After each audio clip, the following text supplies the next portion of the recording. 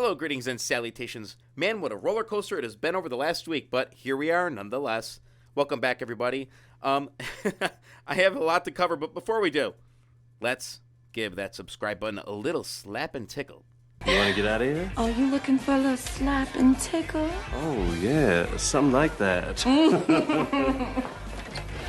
gonna go grab a taxi, baby. Okay. Yeah? Barry, what are you doing? You kidding me?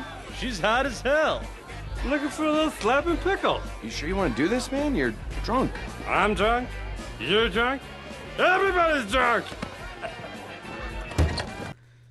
So, yes, let's start with ILUS first. They just released a PR. They got another acquisition. Now, I plan on doing a big video on ILUS in the coming week or so, because I think we're going to be getting more news, and I would like to bring it all at once. But let's take a look at this acquisition. So ILUS today, we are sitting at 724. Let's take a look at this PR. ILUS completes another fire safety acquisition. The company has signed a share purchase agreement to acquire 51% control of El Shola El Modia Safety and Security, LLC, ASSS, an established and profitable fire safety company registered in the United Arab Emirates. Yes. I can't pronounce this, but it's also funny because the company has acquired a majority stake in ASS.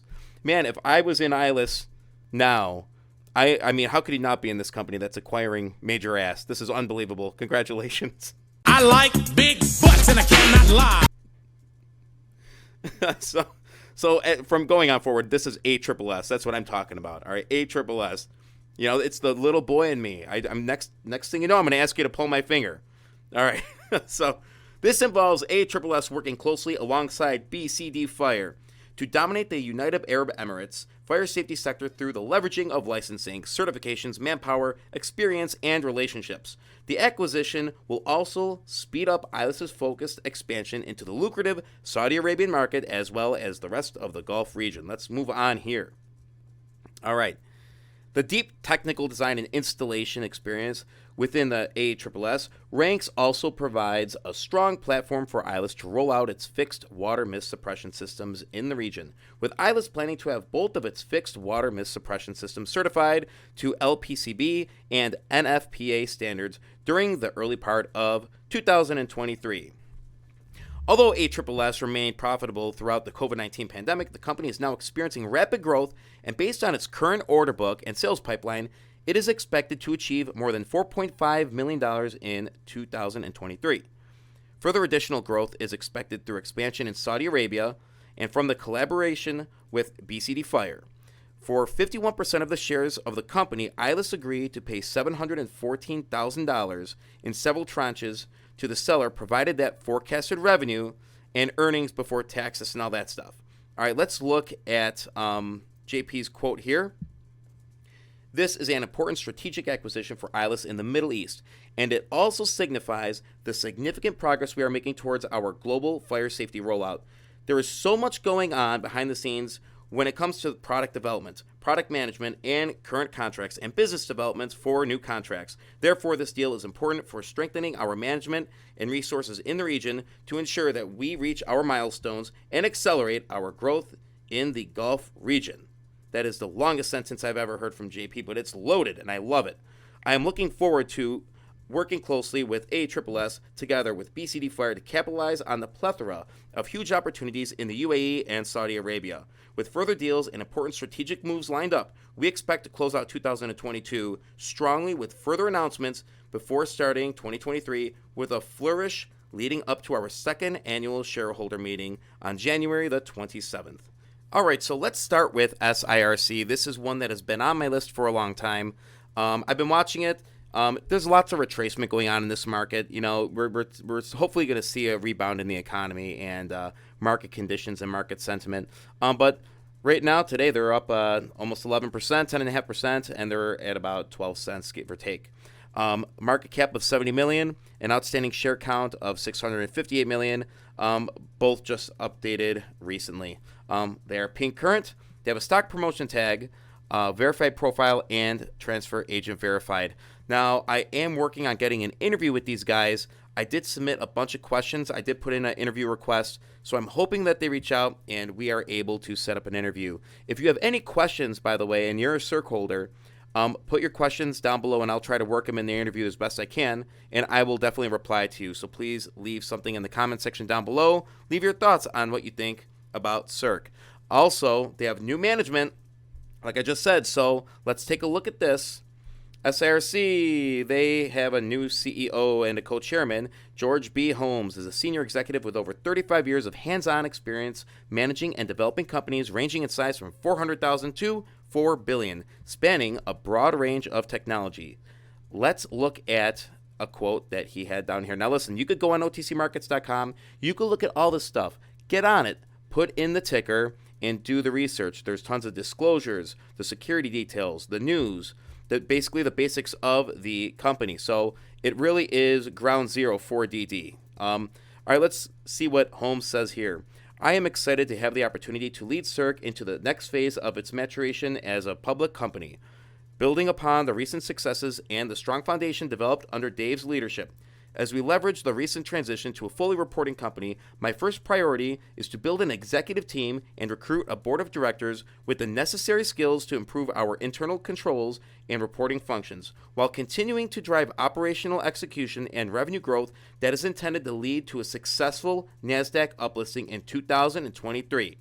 I look forward to working closely with Dave, the board, and the entire team at SIRC as we seek to deliver long-term, sustainable value creation for our shareholders. That's a very positive outlook from Holmes there. And let's look at the other addition, the CFO. The CFO. Now, both these guys came from a company called, where is it?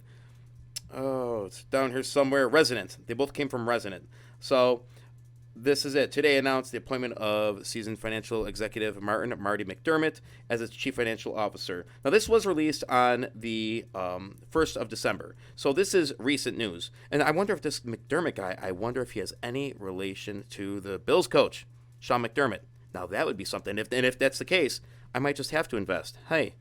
All right, let's go. Let's take a look and see what McDermott said here. It is an honor to join SIRC at such a critical point in its growth trajectory. I am eager to transform and improve our controls, reporting, and finance functions to better position SIRC for growth and to deliver upon its obligations as a fully reporting company.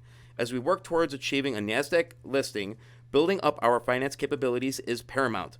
I look forward to working closely with George and the broader team in the quarters ahead as we strive to create long-term value for our shareholders. So that is a very optimistic statement as well, of course. So, yeah, I'm looking to pick these guys' brains and see where they're headed. So if you have any questions, if you're invested in SIRC and you have any questions, comments, or concerns, put them in the description below.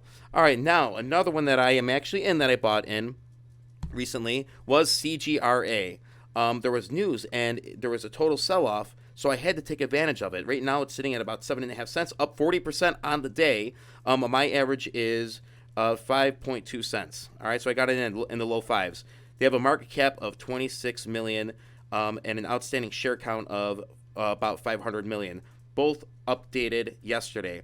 And you guys know me. I'm not flipping trades left and right. But you're probably wondering, well, you're really getting into this one. Why? I'm getting into this one lickety split because of really just one reason, and this is the reason. And this was a release from the company. Here it is. The board has determined it is in the best interest of the company to appoint Nicholas Link as sole member of the board and chief executive officer of the company. The Link appointment. So there you have it right there. That's why I got in at 5 cents. Luckily, I'm glad there was a sell-off, and I'm glad I didn't have funds to purchase that day because I may have not timed that appropriately, but that is up on the day. I think I'm gonna flip half of this. I'm gonna take some profit and leave some shares long term. If Nick Link is involved, I want to be involved. So I'm very happy about that. And so let's see where it goes. This is all just a gamble. So that is my enthusiasm there is because of Nick Link. And now this one purely for entertainment purposes. We have IGPK, market cap of only 2 million. All right. They're sitting at 001, all right? Market cap of 2 million, updated 12/13. Outstanding share count updated 12/9. Almost 2 billion outstanding shares. So I think that there's a lot of room for growth here. But the most important thing here is the CEO. He's stepping down. The president is the CEO was supposed to resign as of tomorrow, but based on this tweet right here, the official resignation date for our CEO has moved to 12/26 to allow the board to convene and discuss current projects and voting rights, etc. And it goes on, the board shall control voting rights and run the company without interference except for any splits or sale of assets. Now, I'm starting to dig more into this company. I've been watching it. I was going to hit it at 0016, and I'm glad I didn't, especially, with the whole resignation thing happening and the whole board taking control. So, and this thing right here gets me, except for any splits or sale of assets. So if they were to do that, don't expect to see it before the 26th of December. So I'm going to sit tight on this one. I would love if this dipped a little bit more because I'd like to get in at 8 or 9. And that way I would just purchase a million shares at that point and just see where it goes. And based on the news, I would definitely flip it and leave some long term. I will finish by saying thanks to all who have subscribed.